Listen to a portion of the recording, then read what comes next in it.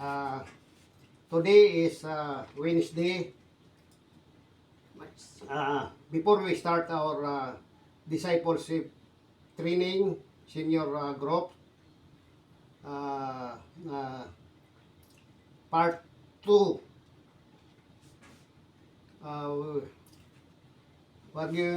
Sister Marie will sing a song. Okay. Okay. Thank you.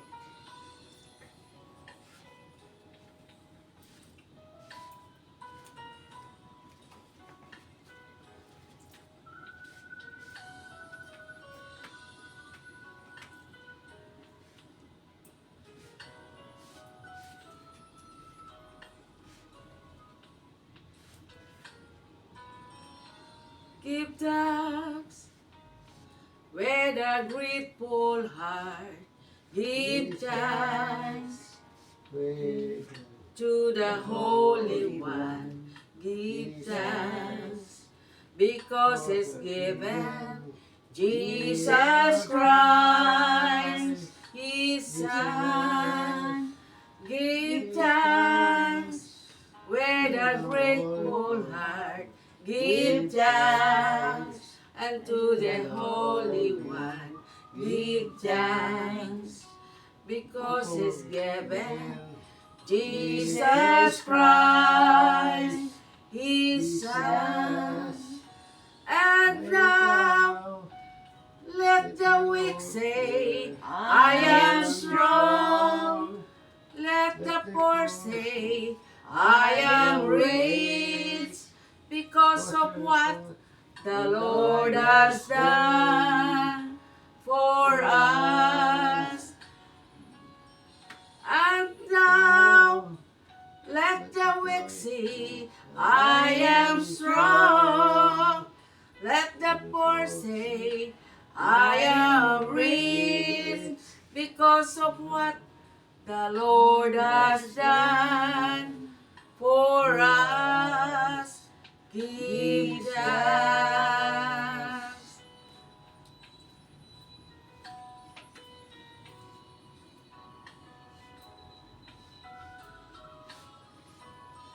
Thank you, Lord. Hallelujah. Thank you, Jesus. Give thanks with a grateful heart. Give thanks to the Holy One. Give thanks because He's given Jesus Christ, His Son. Give thanks with a grateful heart. Give thanks unto the Holy One. Give thanks because He's given Jesus Christ, His Son. Thank you, Lord. Hallelujah. Jesus. Amen. Amen. Now, we will start our discipleship training. Senior group. Okay. Sister Monica. Marie. Ako'y lubos na nagpapasalamat sa walang hupay na pagmamahal ng Diyos na patnubay na bumabalot sa aking buhay. Sa pamamagitan ng biyayang ito, ako ay nakakapagkita ng pasensya at kabutihan sa mga tao. Kahit sa mga hindi karapat-dapat, magpapuri na rin ako sa Panginoon para sa mga may-ari ng bahay kung saan kami ay nagsasamba at natuto sila dito. Sa may-ari ng bahay na si Ricardo Barbacina, Mr. and Mrs. Barbacina, ibinanggit ang pangalan ng may-ari at ang nakatira sa bahay kung saan kayo ngayon at ang aming mga kasamahan sa pananampalataya. Sa bawat pagsubok sa aming kinahaharap, batid kung kasama namin ang Diyos na nagtuturo at nagmumuni sa amin tungo sa kanyang kalooban. Walang sapat na salita upang maipahayag ang aking pagpasalamat sa Kanya. Salamat Panginoon Jesus. Hallelujah. Purihin ka at sambahin magpakailanman sa inyong walang hanggang pagmamahal sa akin at sa aming lahat na narito. Ngayon, patuloy ko kayong pagpatutuo sa mga biyayang ipinagkaloob sa atin. Hallelujah, Amen. Purihin ang Panginoon. Amen. Sister Monica. Ang iyo. Ay, ito. Ayun nga. Ito yung una. Ito ang unang plate. Ito. Ito nga. Yan. Karugtong yan. Amen. Lubos ang aking pasasalamat sa kabutihan ng Diyos sa aking buhay sa Amen. kanyang walang hanggang pagmamahal. Amen. Ipinadarama niya sa akin ang kanyang biyaya at awa sa pamamagitan ng Hesus Kristo. Aking napagtanto na ang kanyang pag-ibig ay hindi mapapantayan at Amen. walang kapares.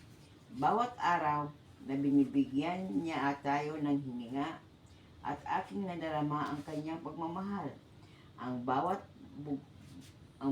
bukas ng aking mga mata ay paalala ng kanyang kabutihan at Amen. kapangyarihan sa bawat sandali. Ang Diyos ay nagpapakita sa kanyang mga himala sa aking buhay. Amen. Amen. Sa Kawikaan 3 verse 5 and 6, sinasabi ng Biblia, magtiwala ka sa Panginoon ng buong puso mo at huwag kang manali sa sarili mong karunungan. Kilalanin mo siya sa lahat ng iyong mga lakad at ituturo niya ang iyong mga landas. Ito ay isang pangako na patuloy na nagpapaalala sa akin na Amen. dapat kong pagkatiwalaan ang Diyos sa lahat ng aspeto ng aking buhay. Amen. Sa pagkilala ng Kanya at pagiging sensitibo sa Kanyang boses sa pamamagitan ng banal na Espiritu. Siya ang nagtuturo sa akin ng tamang landas na dapat kong tahakin. Amen. Panginoon, nagpapasalamat ako sa iyong walang sawang pagmamahal at biyaya. Salamat din sa pagkakaloob mo sa aking mga kapatid na sina Brother Emilio at Sister Marieta na aking kasama sa iyong gawain. Amen. Ngayon, salamat po Panginoon Hesus sa kanilang malaking pagpapala sa aking buhay. Patuloy mo kaming gabayan at patnubayan sa aming mga landas. Tulungan mo kaming maging sensitibo sa boses ng banal na Espiritu upang ang aming mga buhay at landas ay maging tuwid sa iyong harapan sa ngalan ni Jesus. Hallelujah. Amen. Amen. To God be all glory, Sister Marita and Sister Monica. Praise and honor to the name of Jesus Christ, our Amen. Lord and Savior. Amen. And thank Thank you, you, Lord. Holy Spirit. Thank you, Holy Spirit. Magandang araw sa ating buhay, sa ating lahat. Pahintulutan ninyo po na muna tayo na manalangin bago tayo magsimula upang tiyakin na walang anumang mensahe na ipaparating ng Panginoon sa atin ngayon umaga ang masaya naway buksan ng banal na Espiritu ang ating mga puso at isipan at wala nang makapagpigil sa pagtanggap natin sa kanyang biyaya. Amen. Amen. Oh. Manalangin tayo. Tunay na makapangyarihang Diyos, lubos kaming nagpapasalamat sa iyo para sa iyong walang hanggang pag-ibig at biyaya sa bawat sandali ng aming buhay. Amen. Ipinapakita mo sa amin ang iyong kabutihan at kababaang loob. Nagsisimula kami sa gabay ng iyong banal na Espiritu Amen. sa aming pagnanais na maging tapat sa maliit na mga bagay at magpapakita ng pagmamahal sa iyo at sa aming kapwa. dinirinig namin ang iyong tinig, O Diyos, at humihingi kami ng iyong liwanag at lakas sa aming mga landas. Tulungan mo kaming maging mga instrumento ng pagpapala at pag-aasa sa mundo at patuloy kaming gabayan tungo sa iyong kabanalan at Amen. kagandahan. Sa bawat sandali ng aming buhay, tanggapin mo ang aming mga panalangin at pasasalamat. Gabayan mo kami sa pamamagitan ng iyong Espiritu upang maging tapat na mga alagad ni Kristo at maging mga tanglaw sa gitna ng kadiliman. Yes, O God. Sa pamamagitan ng iyong biyaya at pagmamahal, hinihiling namin ito sa ngalan ni Jesus na aming tagapagligtas at manliligtas. Amen at amen. Amen. Hallelujah. Mga minamahal kong kapatid, maaari na po kayong umupo. Dito na ipagka. Ito. Dito na. Diyan ka. Para makita sa camera. Diyan ka na. Diyan ka, Bing.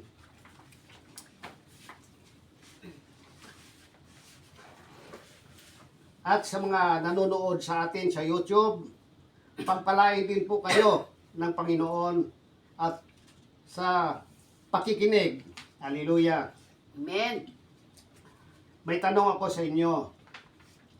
Paano nga ba nagsimula ang pagiging tapat sa maliit na mga bagay? At bakit importante ito? Marahil ay hindi ito napapansin agad. Ngunit ang mga munting hakbang ng pagiging tapat sa araw-araw ay nagbubunga ng malaking biyaya kung tayo'y tapat sa mga maliit na bagay, magpapakita tayo ng pagmamahal at paggalang sa Diyos. Amen. Sa bawat araw, tayo'y hinahamon upang gamitin ang tinatawag nating common sense Yes, O God. o karaniwang kaalaman. Yan, common sense ba? Karaniwang kaalaman. Ngunit ano nga ba ang kahulugan ng common sense? Ito ay ang kakayahang mag-isip at gumawa ng mga desisyon na makabuluhan. Subalit, bakit nga ba may mga taong tila nawawala ng common sense? Amen. Marahil ito ay dahil sa kawalan ng pag-ibig. Ang Amen. pag-ibig ng Diyos ang nagbibigay sa atin ng karunungan at pag-unawa sa tamang landas na dapat nating tahakin. Kung tayo'y puno ng pag-ibig ng ating Panginoon, magiging maalalahanin tayo sa iba at sa handang magbigay ng tulong kahit sa mga maliit na bagay lamang. Kung minsan, nararanasan natin ang pagnanais na maging pabigat sa halip na maging katuwang sa iba. Amen. Ngunit dapat nating isipin na bawat isa sa atin ay may kakayahan na maging isang daluyan ng pagpapala sa kapwa. May tanong ako ulit. Alam nyo ba na maging ang pagmamahal natin sa kalikasan at sa mga hayop ay isang paraan sa pagpapakita ng ating pagmamahal sa Diyos? Amen. Hindi natin ito ginagawa dahil may kapalit na mabuti sa atin, kundi dahil ito ay tama at wasto sa harapan ng Panginoon. Amen. Paano nga ba natin mapipigilan ang pagiging mga reklamador? Ayon sa Kawikaan 17:22, ang masayang puso ay mabuting gamot. Ngunit ang malungkot na espiritu ay nagdudulot ng sakit. Amen. Sa halip na magkareklamo, dapat nating suriin ang ating mga puso at punuin ito ng kagalakan mula sa pag-ibig ng Diyos. Amen. Ang totoong mga anak ng Diyos ay hindi naglilingkod upang sila ay maging sikat. Amen. Bagkus sila ay naglilingkod dahil sa pagmamahal na kanilang nararamdaman sa kanilang Panginoon. Agree po ba tayo doon? Amen. Po, amen. Huwag tayong matakot sa pagpapakita ng ating pananampalataya sa harapan ng iba. Sa halip, maging sensitibo tayo sa mga turo ng banal na espiritu. Ang pag-ibig ng Diyos ay hindi nagdudulot ng takot. Amen. Bagkus ito ay nagbibigay sa atin ng lakas Yes. at Amen. tapang na harapin ang anumang hamon na dumating sa ating buhay. Amen. Amen. Amen. Mga kapatid, makinig kayo. Sa kabuuan, ang pagmamahal ng Diyos ang nagbibigay buhay at kahulugan sa ating mga kilos at desisyon. Amen. Hindi ito upang tayo ay saktan o paringgan. Bagkus ito ay upang baguhin ang ating mga puso at isipan Amen. sa paglalakbay ng ating buhay.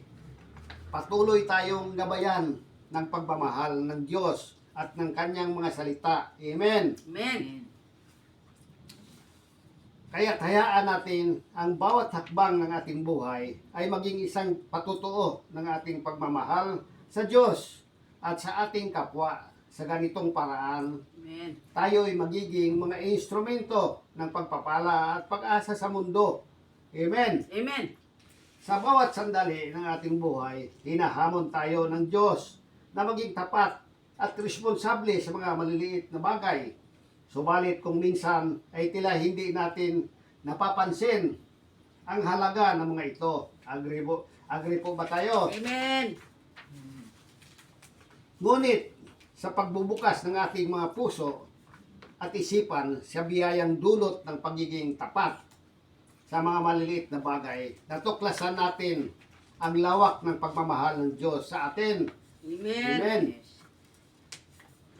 Ang paggagamit ng common sense ay hindi lamang tungkol sa pag-iisip ng maayos, kundi ito rin ay tungkol sa pagkikilala sa kahalagahan ng bawat aksyon at desisyon ng Amen. ating ginagawa. Yes, Lord. Ito ay ang pagtukoy sa tamang landas ng ating tatahakin sa tamang paraan ng pagtrato sa ating kapwa at sa tamang pag-alaga sa mga biyayang ibinibigay sa atin ng Diyos. Amen. Ngunit bakit nga ba may mga taong tila nawawala ng common sense? Napapansin nyo ba yon? Isang posibilidad ay ang kawalan ng pag-ibig sa Diyos. Amen. Dahil kapag tayo hindi nauugnay sa Diyos sa pamamagitan ng pagmamahal at pagsunod sa kanyang mga utos, nawalan tayo ng gabay at kahulugan sa ating mga gawain Amen. at buhay.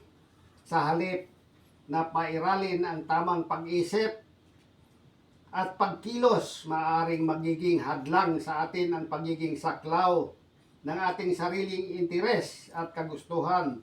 Amen. Amen. Ang pagmamahal ng Diyos sa Diyos ay nagbubukas ng ating mga puso at isipan sa mga pangangailangan ng iba. Amen. Kapag tayo'y pinuno ng pagmamahal sa Diyos, tayo'y nahahamon na maging katuwang sa pagtulong at pag-alala sa ating pamilya at kapwa. Amen. Kahit sa mga maliit na bagay lamang, maaari tayong maging instrumento ng pagpapala at pag-asa sa iba. Amen. Isang mahalagang aspeto ng pagiging tapat sa maliit na mga bagay ay ang pagpapakita ng pagmamahal sa atin na ating pangangalagaan at pamamahalaan ang lupa at ang mga nilalang na dito'y naninirahan.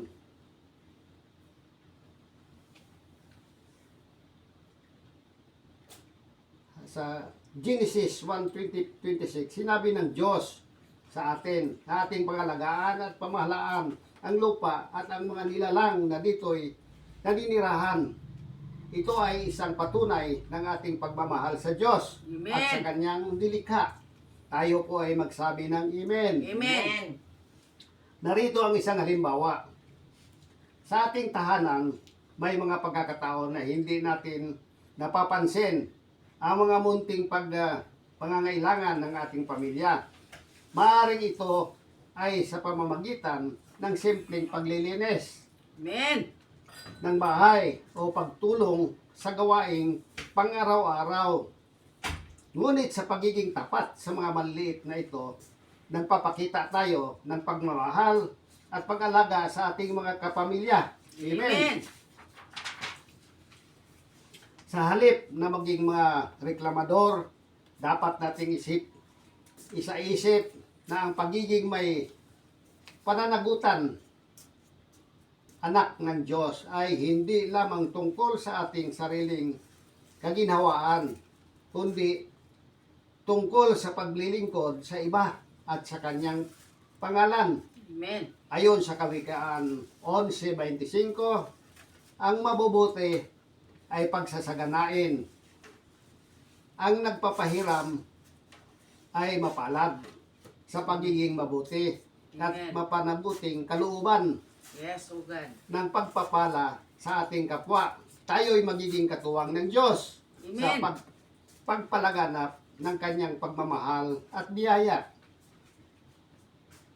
Sa huli, ang tunay na pagmamahal ng Diyos ay hindi lamang nagbubukas ng mga pintuan ng langit para sa atin, kundi ito rin ay nagbubukas ng ating mga puso at isipan sa mga pangangailangan ng ating kapwa.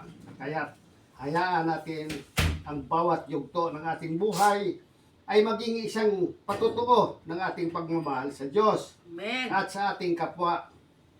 Tayo po ay magsabi ng Amen. Amen.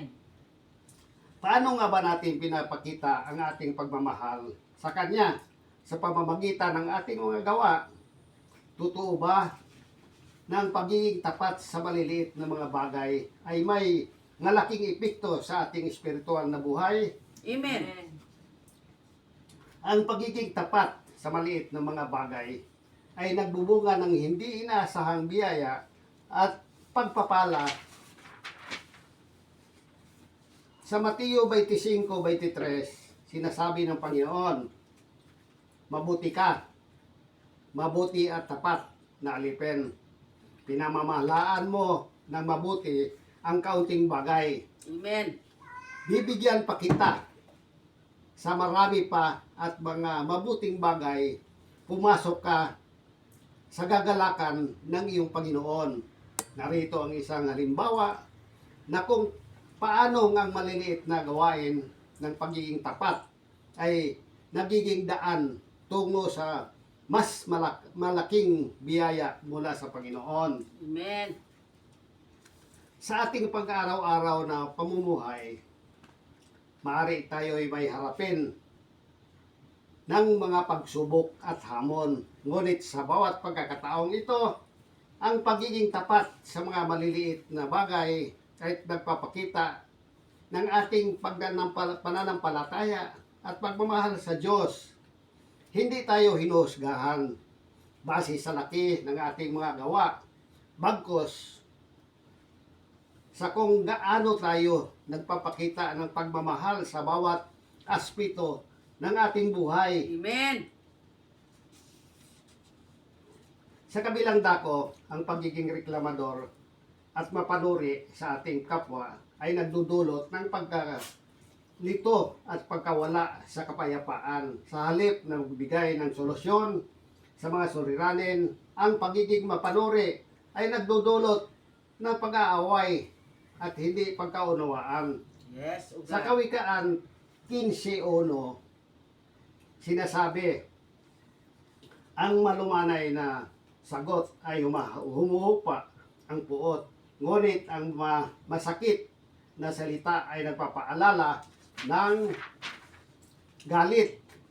Amen. Kaya sa bawat pagkakataon, dapat nating ipamalas ang pagiging mapanagutang anak ng Diyos Amen. sa pamamagitan ng pagiging maunawain at mapagmahal sa ating kapwa. Amen. Amen po ba? Amen.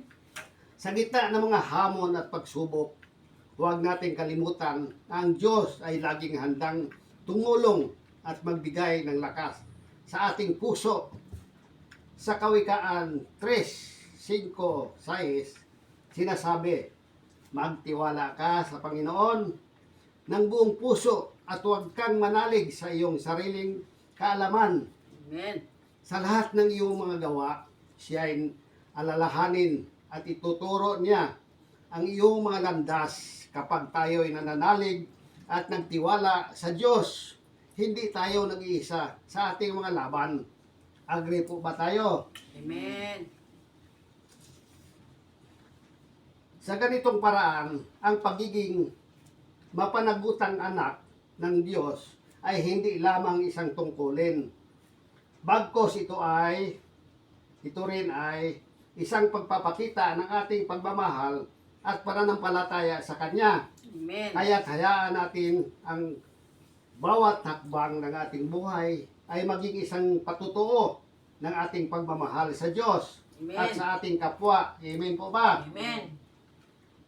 Ang pagiging tapat sa maliit na mga bagay at sa pagpapakita ng pagmamahal sa Diyos at sa ating kapwa, hindi natin kayang gawin ito nang nag-iisa.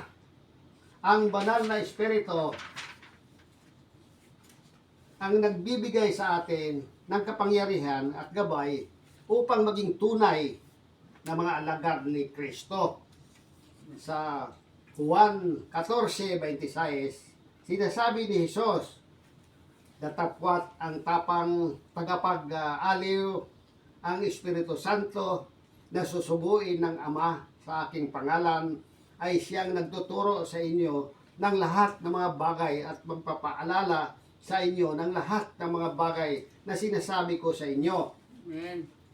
Ang tunay na mga Kristiyano ay nakikinig sa tinig ng banal na Espiritu at nagpapakumbaba sa harap ng Diyos. Amen. Hindi tayo nagmamalaki sa ating sariling karunungan o kakayahan. Bagkos, tayo ay naghahangad ng gabay at lakas mula sa Diyos sa bawat hakbang ng ating buhay. Sa pamamagitan ng panalangin at pananampalataya, tayo ay magtitiwala na ang banal na Espiritu ay patuloy na nagtatanggol at nagbibigay ng liwanag sa ating mga landas. Amen. Sa isang sitwasyon sa ating mga tahanan, maaring tayo'y humarap sa mga hindi inaasahang pagsubok at hamon sa oras na ito. Mahalaga na tayo'y makinig sa tinig ng banal na Espiritu at manalangin sa Diyos para sa gabay at lakas.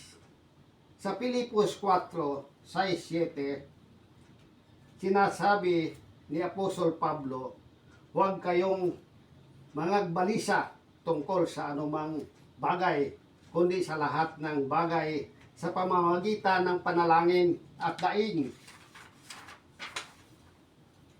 na may pasasalamat ay ipakilala ninyo ang inyong mga kahilingan sa Diyos Amen. at ang kapayapaan ng Diyos na higit sa lahat ng pangunawa ay mag-iingat sa inyong mga puso at kaisipan sa pamamagitan ni Kristo Jesus. Amen. Sa ganitong paraan, hindi tayo nag-iisa sa ating mga laban at mga pagsubok.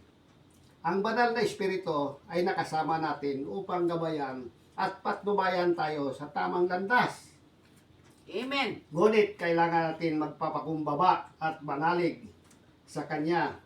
Sa Santiago 4:10, sinasabi ng Biblia, magpakumbaba kayo sa harap ng Panginoon Amen. at itaas niya kayo.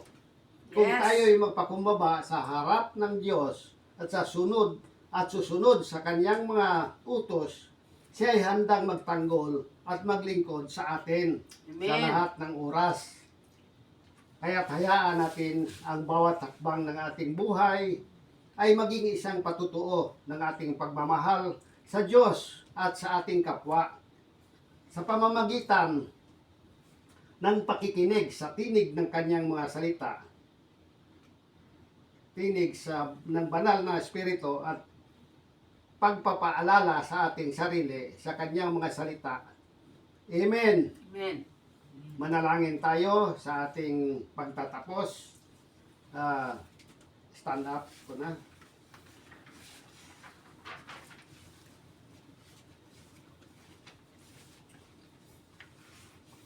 Mahal na Diyos, aming Ama, nagpapasalamat kami sa iyo sa pagbibigay ng pagkakataon na magsama-sama at magbahagi ng iyong salita at mga aral. Amen. Tinutupad mo ang aming mga puso at isipan sa pamagitan ng iyong Espiritu Santo at kami nagpapasalamat sa iyo para sa iyong patnubay at liwanag. Sa aming paglalakbay tungo sa pagiging tapat at mapanagutang mga alagad ni Jesus, pinangako namin na manatili kaming nakatuon sa iyo at sa iyong mga utos. Tulungan mo kaming maging mas matapat sa mga maliliit na bagay at maging mga tanglaw ng iyong pagmamahal sa aming mga kapwa. Pagpalain mo ang aming mga puso at isipan upang maging bukas sa iyong salita at maging landas sa iyong gabay sa bawat hakbang ng aming buhay. Amen. Sa pamamagitan ng iyong biyaya at pagmamahal, patuloy mo kaming pagpalain at pagtibayin sa aming pananampalataya.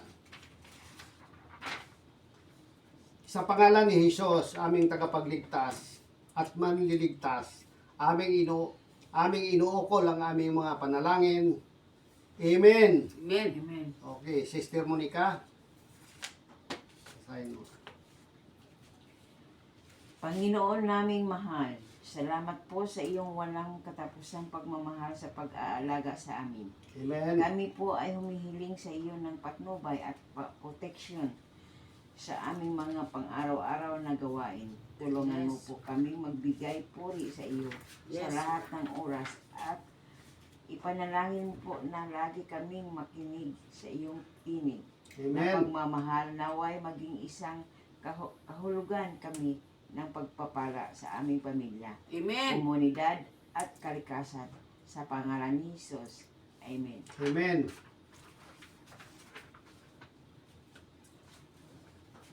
Panginoon, aming Ama, salamat po sa inyong walang hanggang pagmamahal. Hinihiling po namin na gabayan mo kami sa bawat hakbang ng aming buhay at palakasin ang aming puso't isipan upang hindi mapakikinggan ang tinig ng kaaway, kundi ang iyong tinig na nagmamahal sa amin. Patuloy mo po kaming turuan na gawin ang lahat dahil sa iyong pagmamahal at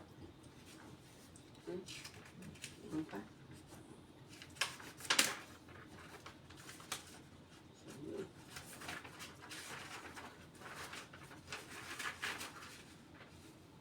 Wala na yata.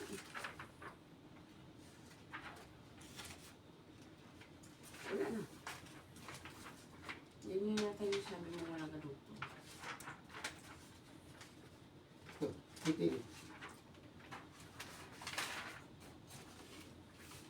Upang maipakita rin ang aming pagmamahal sa iyo at sa Amen. aming kapwa. Yes. Patuloy mo po rin kaming patnubayan at palakasin bilang isang pamilya na nananampalataya sa iyo at pagpalain ninyo rin po itong bahay at lahat ng nakikita dito, maging sa paggagamit na sa kanilang mga alagang pusa na kinupkop at nirescue dito. Lahat ng ito ay ginagawa at nagagawa namin dahil lamang sa pag-ibig at ipinagkaloob mo sa amin. Purihin ang Panginoon, lahat ng nilalang, purihin ang Panginoon. Awit 156. Salamat sa walang hanggang mong pag-ibig sa amin. Ama, mahal na mahal ka namin. Sa pangalan ni Jesus, Amen. Purihin ang Amen. Panginoon, Maraming salamat sa inyong lahat at sa Amen. magandang araw na iyong lahat. Sa inyong lahat. Iyo. Sister Monica at Sister Marita, paalala lamang, huwag nating kalimutan ang mag-aaral para sa nalarapit nating examination ngayong April 12, 2024. Gawin natin ito. Dito nagtatapos ang aming panalangin. Maraming salamat po at magandang hapon sa inyong lahat. God Amen. bless and thank you. Thank you. Salamat po.